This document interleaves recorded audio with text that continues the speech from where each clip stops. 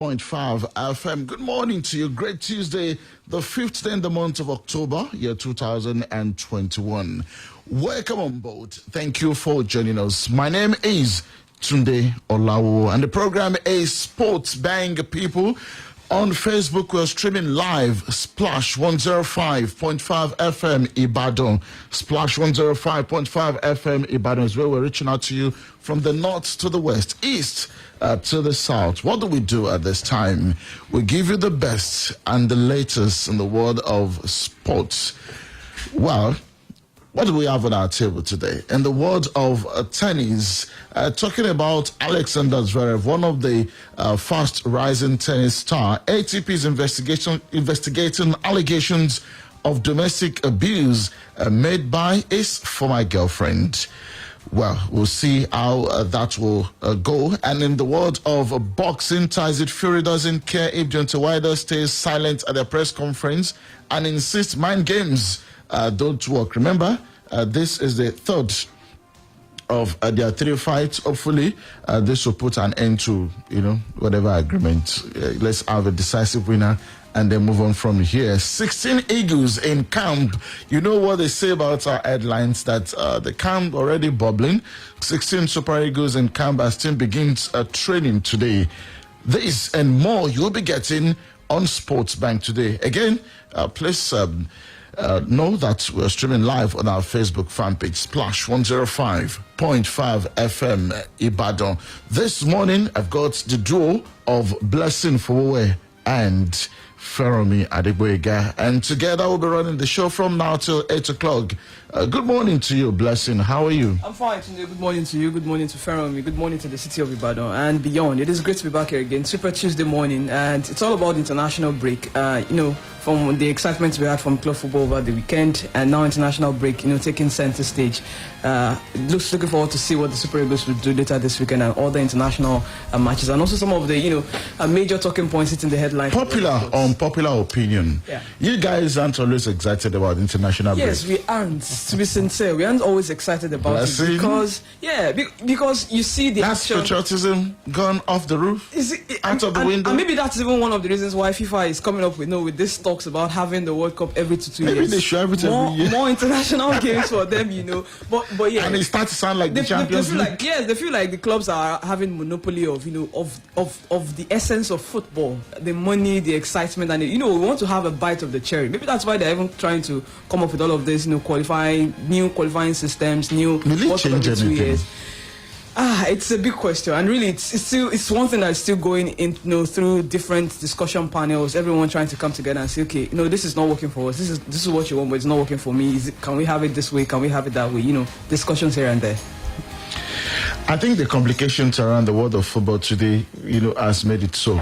Because sometimes players look at it, the kind of journey they have to make, across continents. Sometimes you start to ask yourself, considering how much you're earning at club level, is it worth it? Yes, I know. But there's hardly any player you would see who would say, playing for their nation at the World Cup is not a dream of theirs. Or there's hardly any player you see that would say, going to the Olympics is not a dream of theirs. So what happens in between World Cups? That's the thing. The clubs take center stage. Maybe there shouldn't be qualifications. Let everybody just go to the World Cup every 4 years. No way. That's my recommendation to FIFA. Don't bother about qualifications of friendlies. I think you send that to Arsene Wenger. Let's see what you have to say about that. Arsene Wenger. I'm very sure it won't even go through the paper. That man. Good morning to you. Good morning to you today. Good morning to Blessing, to a wonderful listener. Super Tuesday, we call it, and of course we're excited to actually talk sport again. Our international break upon us. I think the last time out we had an international break, it was a little bit exciting. I hope this time around we have something. What made that one exactly? I was going to ask. Yeah, I think we was it the result that happened after?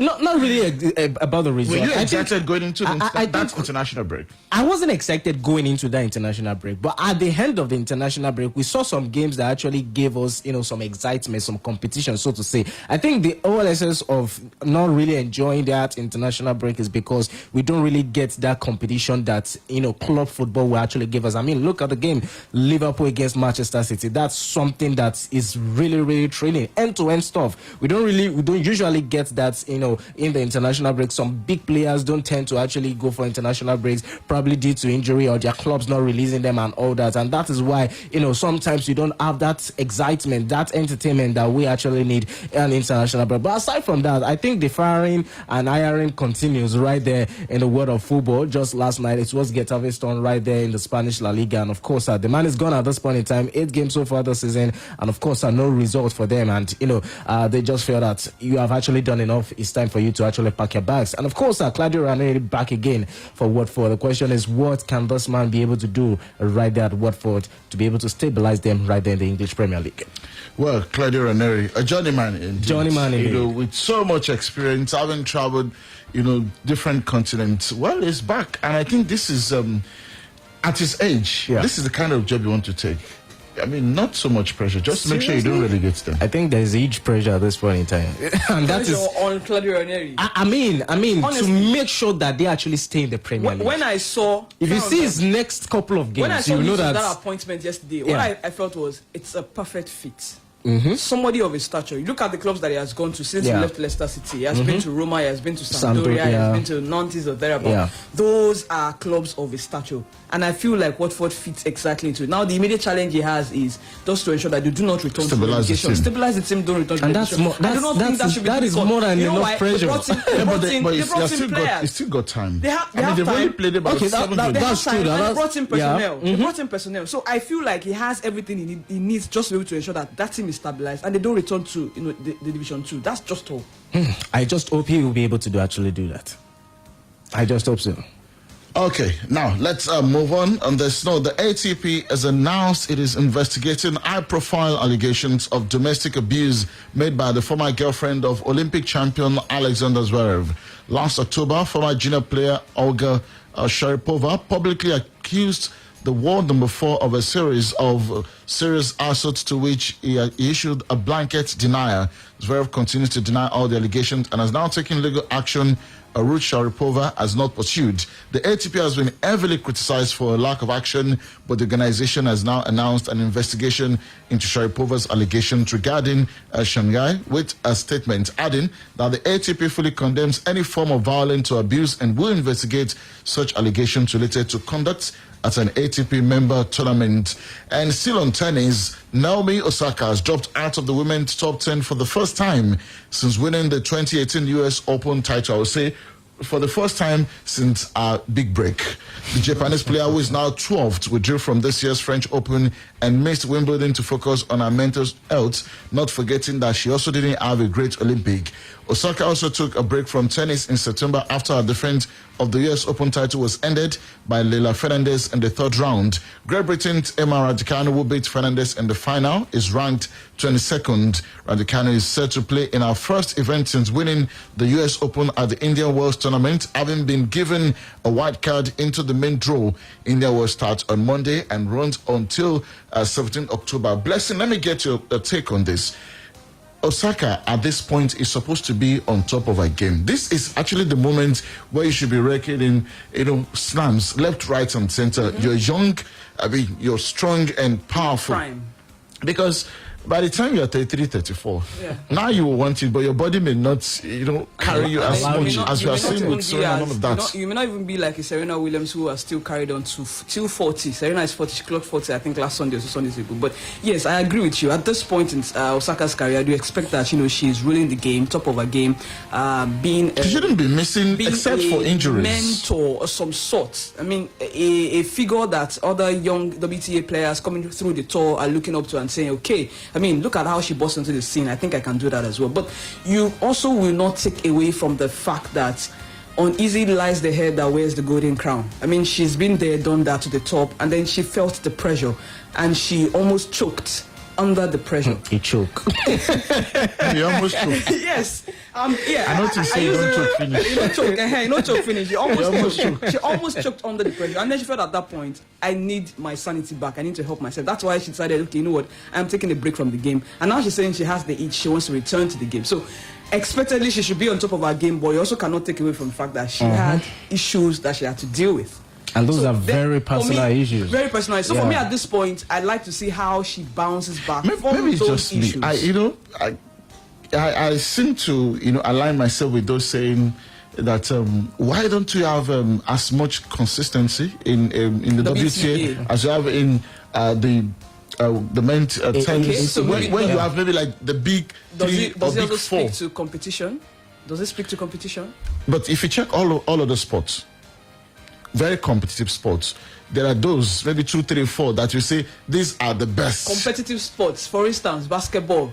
We know the top players in basketball. I'm even speaking, Guys who drive their teams. I'm speaking in terms of teams. I was thinking in terms of teams now because we are talking individuals. Yeah, new teams because individuals make teams.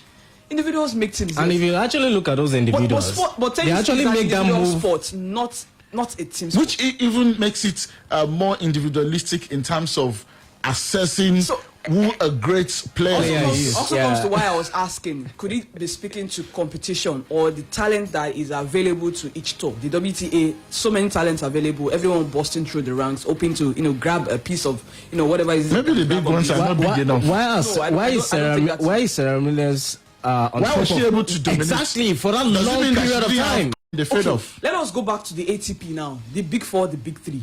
It has been so hard for others to come through and break the because dominance. those guys are excellent. They come like a flash in the pan and they go. Because of these big guys. So, do they have the talent? The same thing in football. Do they have the talent? Do they have the talent to stop the big guys?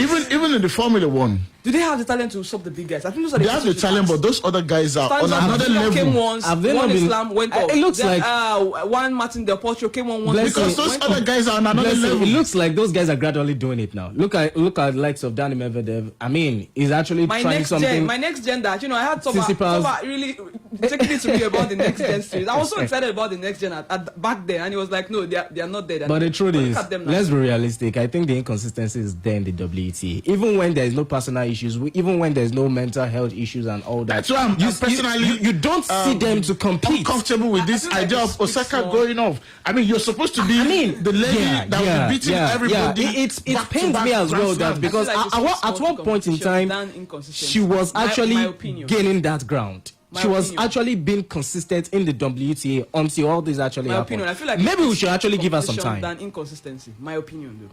Competition? How often do you have the likes of Nadal, Federer, Djokovic opting out of tournaments because of mental breakdown? No, I've never heard that. Okay, on Facebook, thank you, Mustafa Ismaila. Good morning to you. Mahmoud Olawuwo, I hope I got that right. Thank you for your comment. Well, in boxing, Tyson Fury says Deontay Wilder's mind games don't work and has shocked up suggestions that his American rival will stay silent in their final press conference. Fury will be reunited with Wilder in front of the watching media on Wednesday ahead of their WBC heavyweight title fight in Las Vegas this weekend. The American refused to utter another word after a brief opening speech at a previous press conference, but Fury insists Wilder is unable to unsettle him out of their trilogy clash. I mean, how would you feel? I mean, you're going into a major fight, and then your opponent isn't talking. Could that be a tactic? Or could it be a tactic on the part of the person that's even talking himself?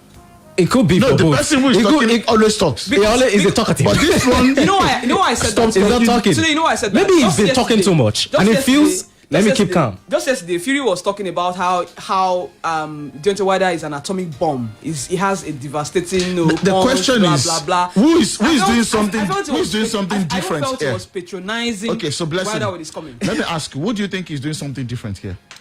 Who is doing something different? I think it has to be Deontay Wilder. I think it has to be Deontay Wilder. Wilder talks as well. That's what I'm saying. But this time, maybe he's not talking. He has chosen not to talk. Maybe he has learned his lesson.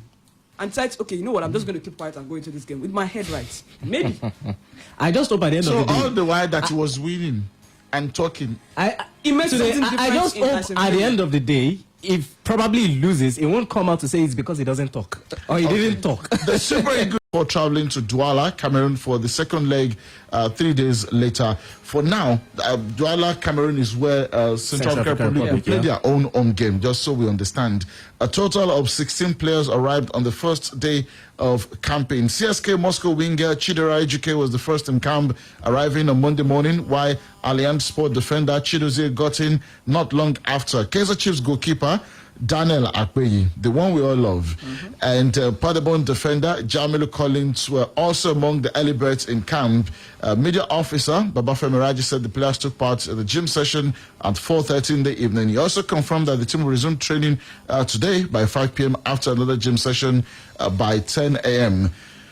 Torino defender Olaino was on the same flight with the UK-based players Kevin Akpoguma, Paul Unachu, Taiwo Awoniyi, and Samuel Kalu also arrived on Monday evening. I am particularly happy for Taiwo Awoniyi. He's one of the informed strikers in the Bundesliga right now. More players are expected to join today before Thursday's game, with Captain Ahmed Musa already in the country. I see some people already rolling their eyes about Ahmed Musa. He's going to be at the next AFCON. Barring injuries, and possibly the next World Cup. Captain, sir. So, but no one is arguing that. Have I mentioned anybody's name? No, I'm just saying. I'm just supporting what you're saying. Is somebody suspicious? Somebody's sounding defensive. Inform Union Berlin striker Awoniyi and Glasgow Rangers defender Bassi are expected to make their international debut in the qualifiers. Meanwhile, Victor Ikpeba, former international, believes the Super Eagles may fall short of creativity in central midfield against Central African Republic in the absence of Alex Iwobi. Remember, Ogene Karetebo is also out injured on a very long time. Wish him speedy recovery. Before we take the BBC Premier League updates, Liverpool forward Mohamed Salah is the best player in the world at the moment. That's according to former Blackburn Rovers striker Chris Sutton. In just about 30 seconds each. Blessing, let me get your take on that. Is he the best player in the world at the moment on form? I think it's a tough one. It's not a tough one. I think he's one of the best in the world at this point in time. He's one of the best, but he said the best at the moment. At the moment. Remember, he scored a super goal over the weekend against Man City. He scored a super goal, fine. He's been and good. He's very consistent in the last couple of seasons. So is Robert Lewandowski. So what are we talking about? I mean, Lewandowski for me comes number one. That's the reason why I said then Mohamed Salah comes second. For me, right now, in current form. Those two. Those are my top two. It's difficult. That's the reason. Lewandowski number one. Yeah, Mohamed Salah comes second. Salah number two. Yes. It is tough. Which takes me to the point. What happens to Liverpool? You know, when the AFCON starts in January. Imagine Salah is leaving, Man is leaving. Joe Matip, not available, Naby Keita. Oh boy. There's fire on the mountain. Okay. On that fiery note, let's quickly join the BBC Premier League update this morning on SportsBang. Go be back. BBC Premier League update from the home of Premier League football. Hello, I'm Paul Scott at the BBC Sports Centre. We'll soon be hearing more of this. Christmas Day, I said, okay, I bought for all the player, all the staff, to everybody, a little bell. Dilly-ding-dilly-dong. Well, Claudio Ranieri is back in the Premier League after being appointed Watford's new manager. The Italian won the title with Leicester in 2016. He's the 13th permanent manager at Vicarage Road since the Pozzo family took charge 9 years ago. Former Watford midfielder Derek Payne says the owners do have a clear target in mind. They ideally would like to be in that middle half, trying to push towards 8th place. But that is what would be deemed success, staying in the Premier League. It isn't the biggest club financially in the Premier League, so Claudio Ranieri and what he done at Leicester would seem to be a good fit. Jurgen Klopp says Mo Salah's wonder strike will be remembered for 50 or 60 years. The Egyptian scored his 9th goal of the season in Liverpool's 2-2 draw with Manchester City on Sunday. Salah will be among a number of Liverpool players, though, that will be absent in January because of the Africa Cup of Nations. But Liverpool fan and podcaster Neil Atkinson says he's not worried about the impact of AFCON. We only lose him for 2 league games unless they get to the final. If they get to the final, he still can theoretically play against Leicester, but it's only 2 league games, and those league games are against Crystal Palace and Brentford. Crystal Palace will also lose a number of players to the AFCON as well. I think this idea it's some sort of spectre in January we've all got to be terrified of. I'm not really having that, to be honest with you. Well, AFCON kicks off on the 9th of January. It finishes on February the 6th. And Gareth Southgate has added Chelsea's Ben Chilwell and Roma's Tammy Abraham to his England squad for the upcoming World Cup qualifiers against Andorra and Hungary. That's it for now, but for more football news from the BBC, visit our website, bbc.com/football. BBC Premier League update from the home of Premier League. Okay, thank you. There you listen to the BBC Premier League update. Welcome back on SportsBang. Former Tottenham Hotspur defender Sergio Aurier has joined the Spanish side Villarreal on an initial one-year deal. He used to be one of Jose Mourinho's trusted guys when he was in charge of Spurs. Meanwhile, South Africa is no longer interested in staging the FIFA Club World Cup in December because of the country's ongoing COVID-19 situation. And staging a men's World Cup every 2 years would be profoundly detrimental and fundamentally alter the course and development of the women's game, says a joint statement from UEFA and 10 of Europe's women's leagues. I don't understand why UEFA is kicking, seriously against this idea. Kylian Mbappe says he asked to leave PSG amid interest from Real Madrid in the summer, but insists he remains happy in the French capital. The question is, for how long is he going to stay happy at this rate? Yaya Toure has offered his services to Barcelona amid one of the deepest crises in the club's history. The question is, at what level? In what capacity? Is it to come in as a player manager or as an assistant coach? As a financier. Or to just put money down? Actually, his statement was like a blanket statement, but because he talked about how, they gave him a chance while he was young, believed in him, and now he's available for them in whatever capacity. But also important to know in whatever capacity? He didn't say in whatever capacity, but his statement was a blanket statement. But it's also important to know that he ended his playing career in China and currently is an assistant coach working to get so his what do you UEFA think? badge. Yeah, So what are you insinuating? Does that mean he's looking in to come in as a coach? Or assistant coach to, run Do you Koeman come in as a if coach needed? if the manager is not asked, or does he want to come replace Ronald Koeman? Perhaps. Well, it's not. Is that fair? I don't think it's even on the list of those that might actually come on board to replace. You can't Ronald be Koeman. saying that when there's still somebody else on the job. But Maybe he wants to come play. I He's no longer around. They will need his latter. That level. Iniesta is around. He's a coach. You can have Okay. him. You're on your own. We need to leave. Sorry, Blessing come back forward. on there. Thank you, Blessing. Thanks for having me this morning. And throw those intricate passes. Yeah. I'm sure even I'm probably a defensive Puyo.